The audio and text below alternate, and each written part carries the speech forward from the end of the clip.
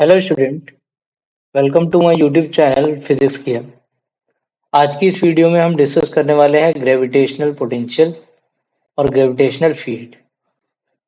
Gravitational potential और field के हम लोग फॉर्मूले डिस्कस करेंगे। अलग अलग सिस्टम्स के लिए क्या होते हैं, इनके बीच में रिलेशन क्या होता है, और साथ ही ग्रेविटी के लिए गॉस लॉ क्या होता है। तो चलिए स्टार्ट करते हैं पहले gravitational potential. Okay, gravitational potential वो भी फॉर ए पॉइंट मास। पहले पॉइंट मास के लिए देखेंगे। फॉर पॉइंट मास, तो कोई भी जो मास है, वैसे मास तो काफी बड़े बड़े भी होते हैं, अलग अलग सिस्टम होता है, लेकिन अगर आपके पास एक मास है जिसे आप पॉइंट मास कंसीडर कर रहे हैं, ठीक है, पॉइंट मतलब बहुत ही छोटा सा, सारा का सारा मास एक पॉइंट पर कंसंट्रेटेड है, तो उससे आर डिस्टेंस पर क्या है कि पोटेंशियल क्रिएट होता है। तो उस पोटेंशियल की जो वैल्यू है, ये पहला है, उसकी जो वैल्यू है पी पॉइंट पर, वो कितना पोटेंशियल बनाता है, वी बराबर,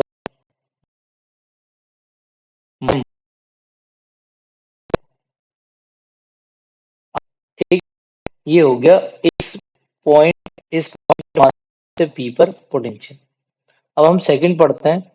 सेकंड है for A for many point masses, ठीक है ना।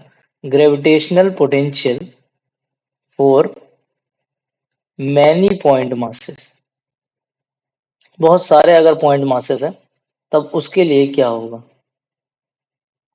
देख लीजिए।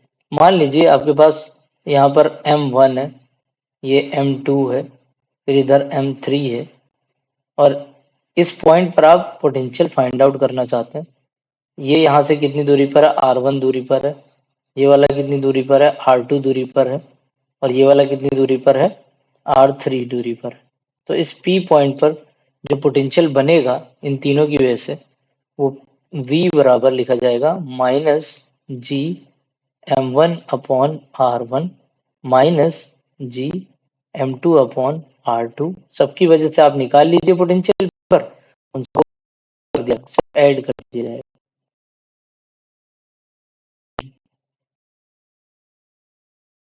तो n भी V इज इक्वल टू लिख सकते हैं -G m1/r1 -G m2/r2 -G m3/r3, और इसी तरीके से आप और सब अगर ऐड करते चले जाएं, ठीक है, माइनस में जी एम, लास्ट में Gmn/Rn, मान लीजिए n मासेस है तो, ठीक। तो ये हो गया। अब थर्ड केस क्या होगा, third case for a continuous mass, for continuous mass. Continuous mass में बहुत सारे छोटे छोटे मासेस मिलकर एक पूरा मास बनाते हैं। कंटिन्यूअस मास जैसे एक बॉल हो गई, है ना, या बैट हो गया, या कोई भी चीज है, कोई भी शेप की, ठीक है ना, जैसे ये एक शेप है। इसकी वजह से कहाँ पर, आर डिस्टेंस पर जो पोटेंशियल बनेगा वो कितना बनेगा। तो हम यहाँ पर क्या करते हैं, एक एलिमेंट कंसीडर करते हैं, छोटा सा मास यहाँ पर हम कंसीडर कर लेते हैं, और उस मास, मान लीजिए वो डीएम है, उस मास की वजह से हम निकाल लेंगे पोटेंशियल, उससे इंटीग्रेट कर देना है। तो फॉर्मूला मैं डायरेक्ट लिखूंगा यहाँ, v is equal to minus of G integration d M over r. Problem,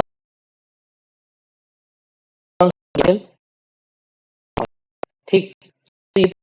potential की बात। अब हम फॉर्मूला किसका निकालेंगे, ग्रेविटेशनल इंटेंसिटी का, ठीक। तो अब जो अगला है, gravitational intensity point, gravitational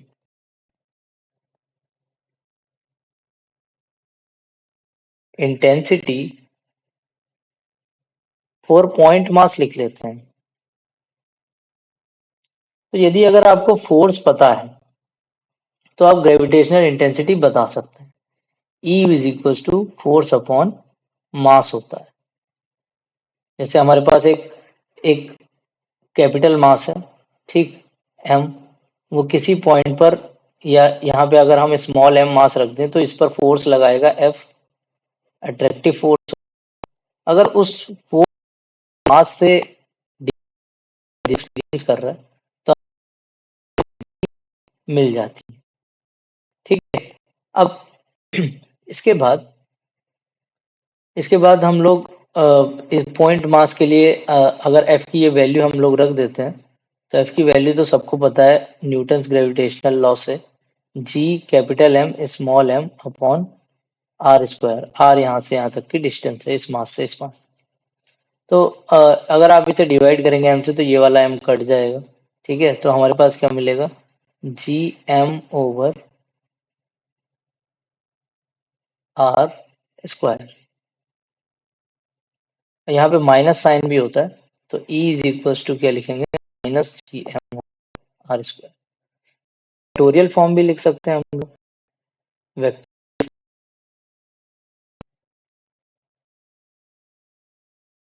form में E इज इक्वल टू जो लिखा जाएगा minus G M over R square और इनटू में आर कैप और आ जाएगा। आर कैप की दिशा क्या होती है, जो सोर्स मास होता है उससे दूर की हो, मतलब आर कैप की दिशा होगी इस तरीके से, सोर्स मास से दूर की हो।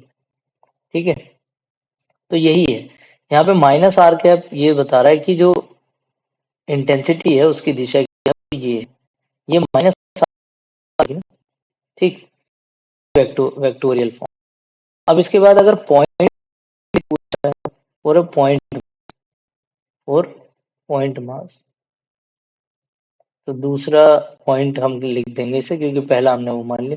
तो 4 पॉइंट मासेस। तो हमारे पास बहुत सारे पॉइंट मासेस हैं। M1 ये है, M2 ये है, मान लीजिए M3 ये है। ठीक, कैपिटल मान लेते हैं हम लोग।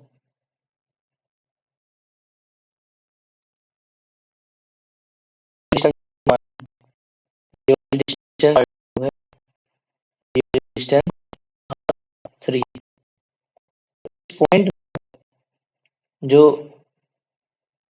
इलेक्ट्रिक इलेक्ट्रिक नहीं, ग्रेविटेशनल इंटेंसिटी यदि अगर हम निकालें तो वो भी आप ऐड नहीं करें क्योंकि पोटेंशियल एक स्केलर क्वांटिटी थी, ये क्या है, ये एक। तो वेक्टर में हम लोग इस चीज का ध्यान रखेंगे कि इसकी वजह से जो इंटेंसिटीज बन रही होगी उनका वेक्टोरियल सम करेंगे। तो बाय सुपरपोजिशन प्रिंसिपल हम यहाँ पर क्या यूज करेंगे, सुपरपोजिशन प्रिंसिपल। तो सुपरपोजिशन प्रिंसिपल से आप क्या लिख सकते हैं, इक्वल्स टू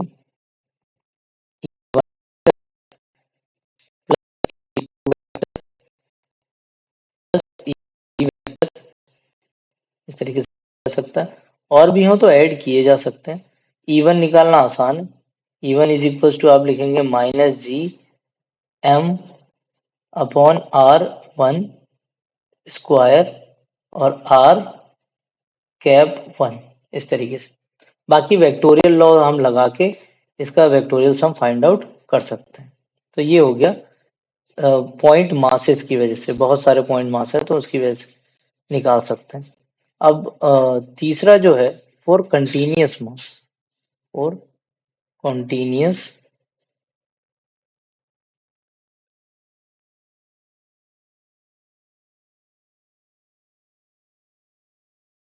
कंटीन्यूअस मास। तो वही चीज है, एक कंटीन्यूअस मास मान लिया, उसकी वजह से एक छोटा सा यहाँ पर क्या मान लिया, उसी में एक एलिमेंट डीएम मान लिया, की वजह से electric field gravitational intensity is equal to minus of D, लिखेंगे जी, जी तो बाहर ही रहेगा, minus G D M over R square. ठीक है, बाकी इसमें डायरेक्शन वगैरह तो है ही, आर कैप तो लिखा ही जाएगा और डीएम की वैल्यू हम यहाँ पे फाइंड आउट करेंगे फिर इंडिकेट कर देंगे। लेकिन इस बात का विशेष ध्यान रखेंगे कि एक वेक्टर है तो उस हिसाब से ही हमें कंपोनेंट में डिवाइड करना होगा।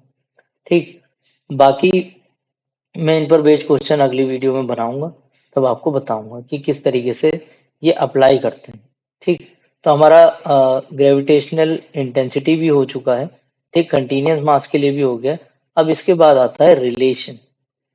रिलेशन बिटवीन बिटवीन पोटेंशियल और ग्रेविटेशनल पोटेंशियल, पोटेंशियल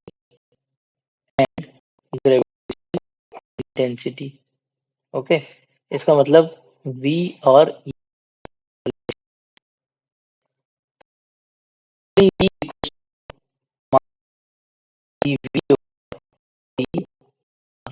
ये रिलेशन। ठीक है, अब अगर तो वेक्टर लिख रहे हैं तो अगर इसे आप उस तरीके से भी लिख सकते हैं वेक्टर के रूप में। तब यहाँ पर जैसे E को कैसे लिखा जाता है, E को लिखा जाता है ई एक्स आई कैप प्लस ई वाई जे कैप प्लस ई जेड के कैप। ठीक, तो ई एक्स क्या आ जाएगा यहाँ पर, ई एक्स आ जाएगा D V minus of D V over D X, E Y जो लिखा जाएगा minus D V over D Y, और ई जेड जो लिखा जाएगा माइनस ऑफ डी जेड लिखा जाएगा। ठीक है, अगर आर में ही है तो यूज कर लिया जाएगा। अच्छा, ये हो गया relation between gravitational potential and gravitational intensity.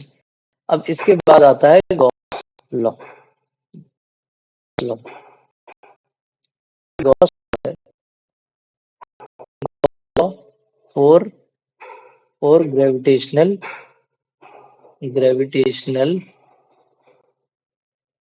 Intensity. ठीक है, तो इसमें क्या है, जो फ्लक्स है integration E D S is equals to आप लिख सकते हैं माइनस ऑफ जी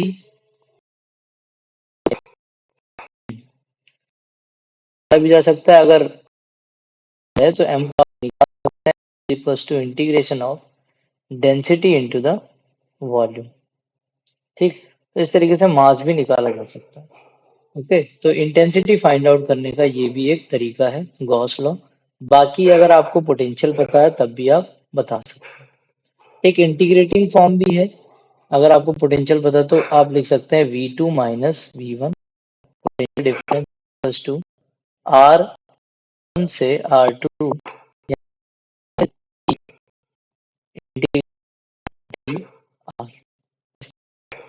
तो ये भी एक तरीका है। और यदि पोटेंशियल की बात चले तो केवल potential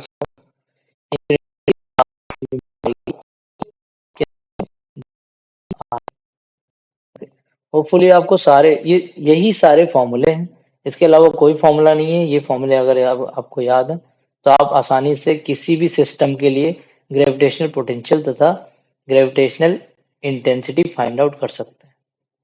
if you find helpful you can thank me by liking the video. You can like, okay, and you can subscribe my channel। अब आप बाकी की जो वीडियोस हैं मैं बाद में बनाऊंगा, जो किस तरीके से अलग अलग सिस्टम के लिए पोटेंशियल और ग्रेविटेशनल इंटेंसिटी फाइंड आउट कर सकते हैं।